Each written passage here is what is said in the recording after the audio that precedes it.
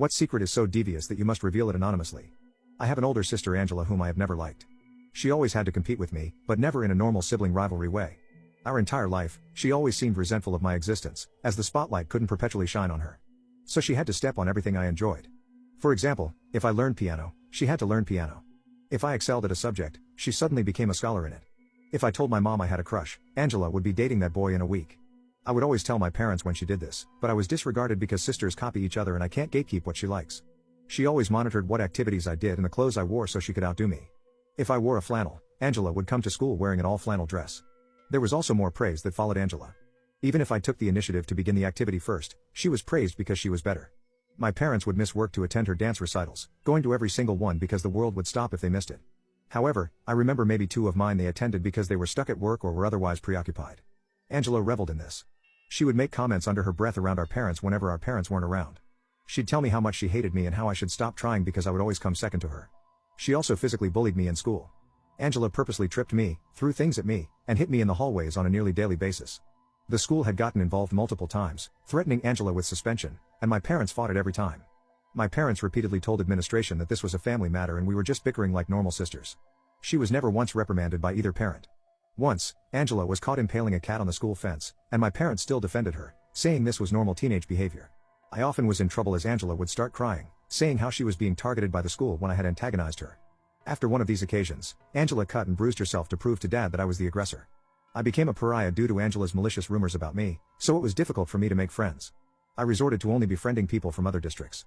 Angela eventually made sure I had nobody by stalking them, befriending them, telling all my friends lies about how I was favored by our parents, and I constantly bullied and belittled her.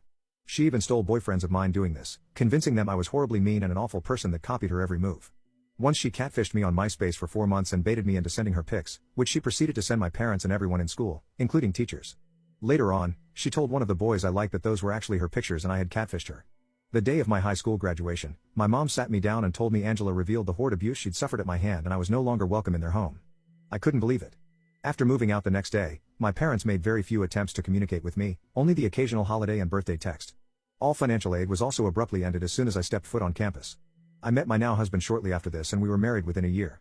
They did not feel inclined to attend my wedding or even congratulate me. I informed my parents when I had my first child 8 years ago as an opening, but they have made no attempt to contact or meet any of my 3 children.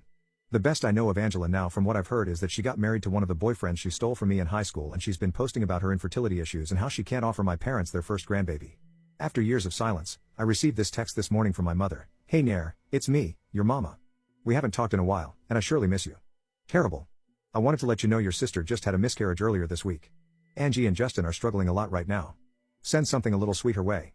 I'm sure she'd appreciate it. Get back to me. I love you. I hate to say it, but I'm glad she's suffering. I'm glad she doesn't get to be a mother. If she tormented me for years, what would she do to a child? Especially a girl? I don't wish death on any baby, but I know in my heart that child would be damaged by her. I'm angry at my parents expecting me to have any sense of obligation to her. I don't even have any sense of obligation to them. They always believed her and dismissed me. I was always the problem child. And it's strange how my mother can be so warm to me when asking me to do something for my sister. Also the fact they cared more about my sister's now dead fetus than my actual children, who wonder why they only have one set of grandparents. I feel some sort of guilt for it, but I refuse to offer any condolences to my destructive, narcissistic sister, who has been justified in her bad behavior since birth.